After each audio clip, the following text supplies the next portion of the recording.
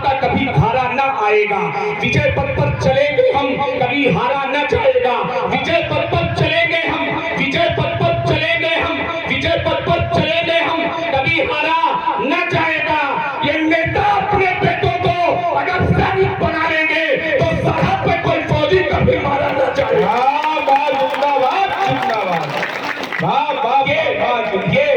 ये नेता अपने बेटों को अगर सैनिक बना लेंगे तो सरहद पे कोई फौजी कभी मारा ना जाएगा। मोहब्बत में जहर की बूंद का किरदार ना होता।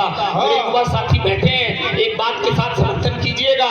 14 फरवरी वो तिथि आती है भैया जिस दिन बहके हुए लड़के लड़कियां हाथ में हाथ डालकर किसी बाग बगीचे में वैलेंटाइन डे मना रहे होते हैं। लेकिन ये वही 14 तारीख है जब आपने मोबाइल स्क्रीन खोली होगी तो तिरंगे में लिपट करके लाशें आई होंगी पुलवामा के हमले में। लेकिन मैंने शहीदों की मांओं के आंसुओं तक 4 पंक्तियां पहुंचानी चाहिए। राजपुरोहित चाचा, शिव मूर्ति भाई बैठे हैं, बड़ी दूर से सुनने आए हैं। ऐसे तमाम लोग बैठे हैं जिनके नाम नहीं जान पा रहा हूं, लेकिन आप सबको निवेदन करते हुए 4 पंक्तियां सौंप रहा हूं। शहीदों की मांओं के आंसुओं तक आपकी तालियां आनी चाहिए कि मोहब्बत में जहर की बूंद का किरदार ना होता।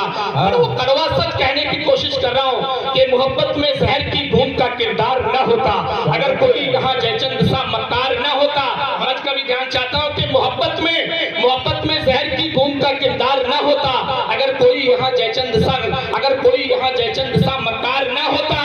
वो पुलवामा में मेरे फौजियों की जान ना जाती अगर भारत के अपनों में कोई गद्दार ना होता। स्वागत है, जिंदाबाद जिंदाबाद भाई बोले।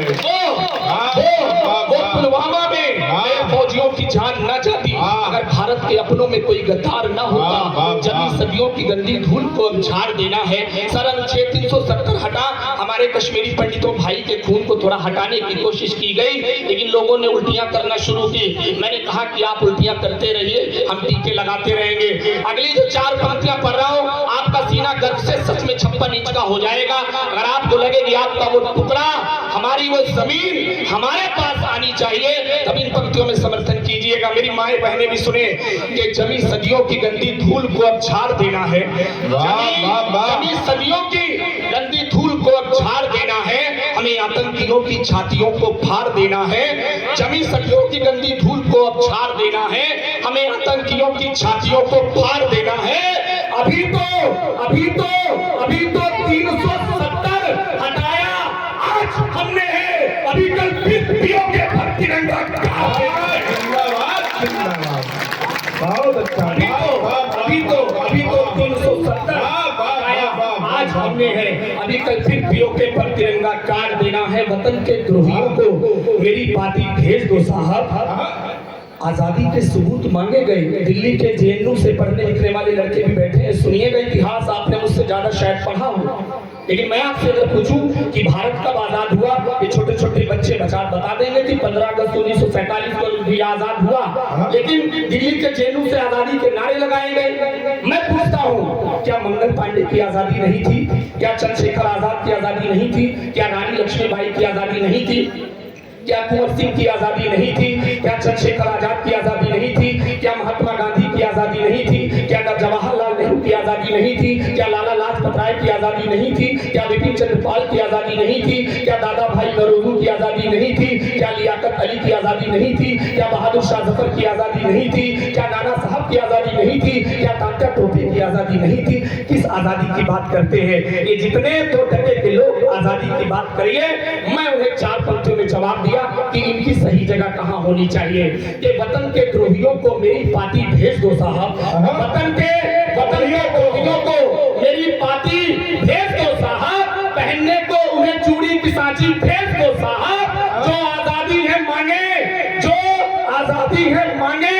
आज के आजाद भारत में उन्हें चिंगा की गोदी में कराची भेज दो साहब।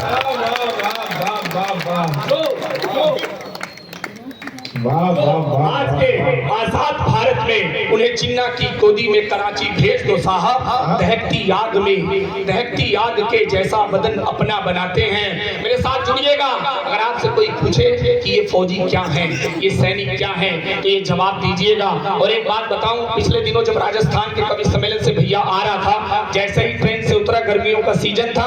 4 फौजी मेरे साथ अनुज भैया उतरे, उनके शरीर में पसीना आया हुआ था। वहीं से बहते हुए 2 लड़कों ने चाचा कहा कि तुम्हारे कपड़ों से बदबू आ रही है, पसीने की बदबू आ रही है। मैंने कहा कि जवानों के कपड़े से पसीने की बदबू नहीं, पसीने की सौंधी खुशबू आती है। 4 पंक्तियां मैंने कही कि ये फौजी क्या होते हैं। सुनिएगा सर, एक पवित्र पंक्तियां आप तक दे रहा हूं कि दहकती आग के जैसा बदन अपना बनाते हैं, दहकती आग के जैसा बदन अपना बनाते हैं, इसी मिट्टी को हीरे सा रतन अपना बनाते हैं। दहकती आग के जैसा बदन अपना बनाते हैं, इसी मिट्टी को हीरे सा रतन अपना बनाते हैं। वो जिनके मैले कपड़ों का बहुत उपहास करते हो, वही सैनिक तिरंगे को कफन अपना बनाते हैं। वही सैनिक तिरंगे को कफन अपना बनाते हैं। और यहाँ पता लगा कि मानस सम्मेलन काफी दिन से हो रहा था। प्रभु श्री राम के चरणों में पंक्तियां समर्पित कर रहा हूँ। कई सालों का इतिहास रहा कि राम मंदिर बनने को हुआ, लेकिन लोगों ने विरोध किया, लोगों ने उल्टियां की। सर, मैंने 4 पंक्तियां प्रभु श्री राम के चरणों में कही और मुझे लगता है कि ये आप सबकी पंक्तियां होंगी, मेरे अकेले की पंक्तियां नहीं है। मन से पंक्तियां पढ़ रहा हूँ, आपका मन से प्यार आ जाए कि अयोध्या संस्कृति के फिर हंसी पैगाम आए हैं, अयोध्या संस्कृति के फिर हंसी पैगाम आए हैं।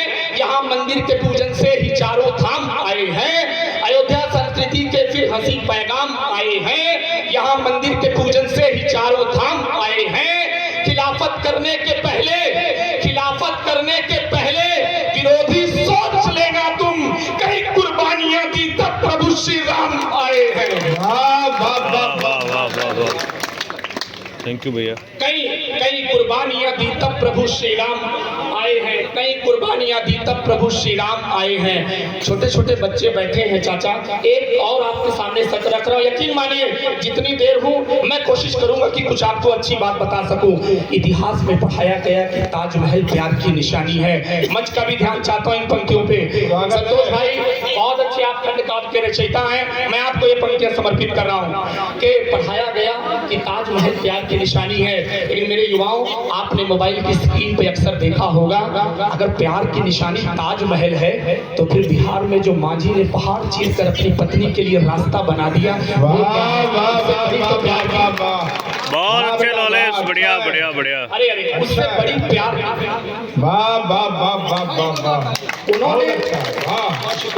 उन्होंने प्यार की निशानी बच्चों को ताजमहल बताया, जिन मजदूरों से बनवाया उनके मजदूरों के हाथ काट दिए। सुनिए, ये मजाक की बात नहीं है, ये जानने की बात है। और आपका भी फर्ज बने कि ये नौनिहाल बच्चे जाने कि इतिहास क्या है। क्यों अकबर को महान बता दिया गया, क्यों किसी औरंगजेब को महान बता दिया जाए। ये हैदराबाद से निकल करके औरंगजेब को महान बनाते हैं, जिसने हमारी बहनों बेटियों को नोच डाला, हमारी बहनों बेटियों के कपड़ों को नोच डाला। मैं नहीं मान सकता। मैंने 4 पंक्तियां कही कि मेरी नजर में सच्चे प्यार की निशानी क्या है। अगर आपको लग जाए तो दोनों हाथ ऊपर उठने चाहिए चौथी पंक्ति पे कि बड़े मजबूर थे मजदूर जो उनकी जुबानी है। बताओ, सुनिएगा मेरी माताएं बहनें कि प्यार की निशानी क्या है कि बड़े मजबूर थे मजदूर जो उनकी जुबानी है, बड़े मजबूर थे मजदूर जो उनकी जुबानी है। लहू से है रंगा जो ताजमहल वो बेईमानी है कि बड़े मजबूर थे मजदूर जो उनकी जुबानी है। लहू से है रंगा जो ताजमहल वो बेईमानी है, वो बेईमानी है। मगर सीता की खातिर जो पावन बना पड़ा, वो पावन राम से तो ही वो पक्की निशानी है।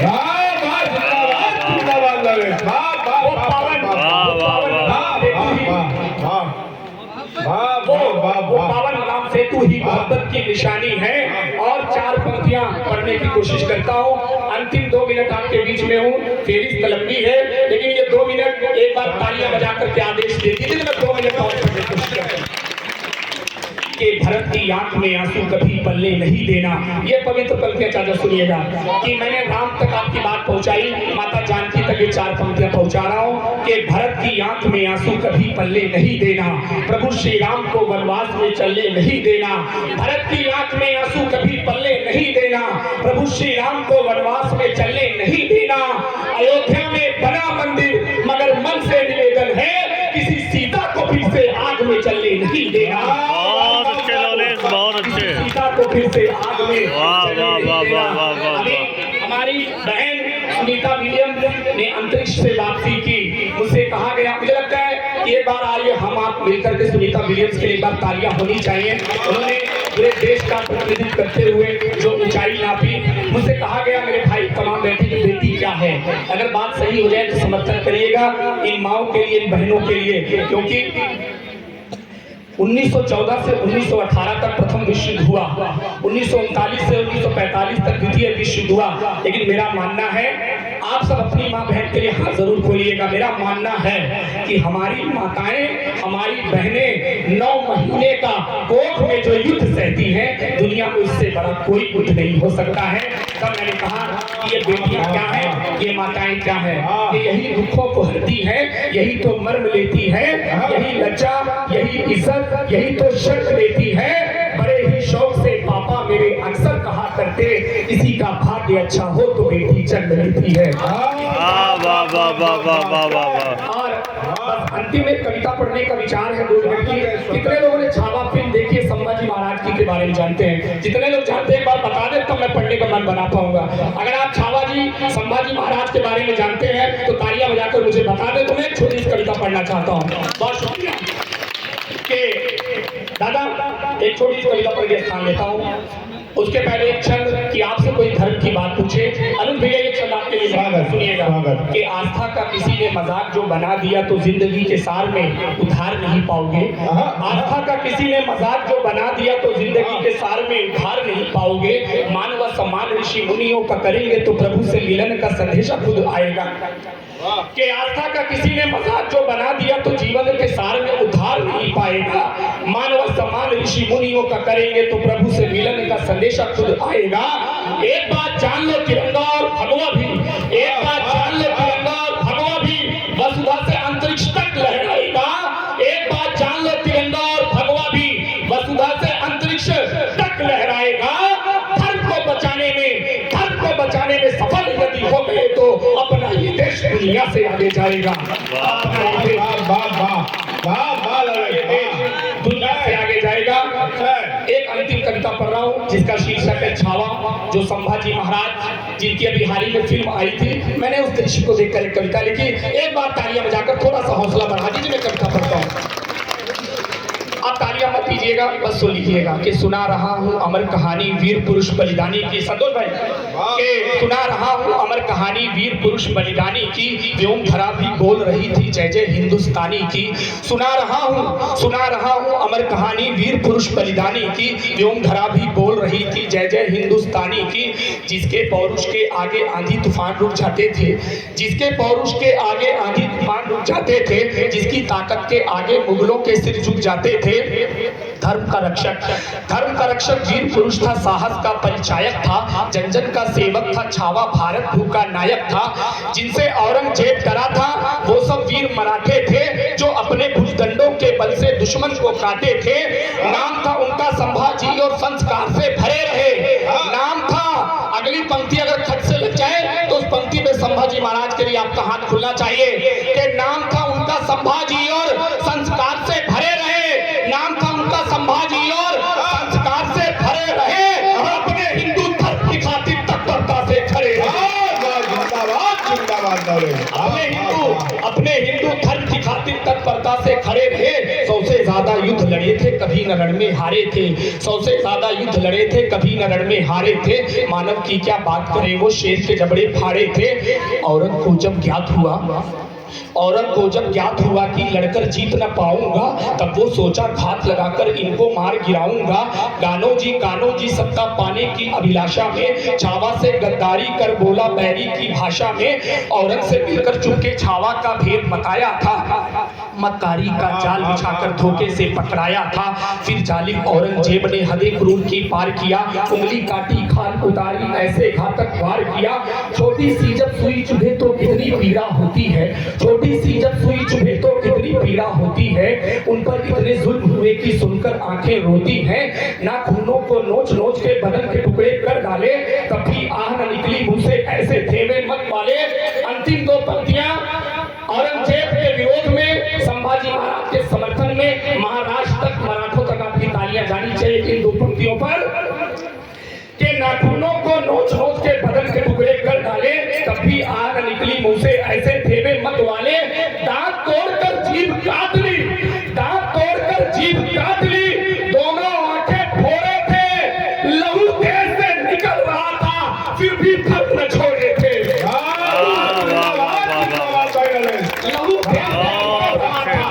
लहू देह से निकल रहा था, फिर भी धर्म न छोड़े थे। भुजा में ताकत आंख में शोले, हाथ खड़ग व भाला था।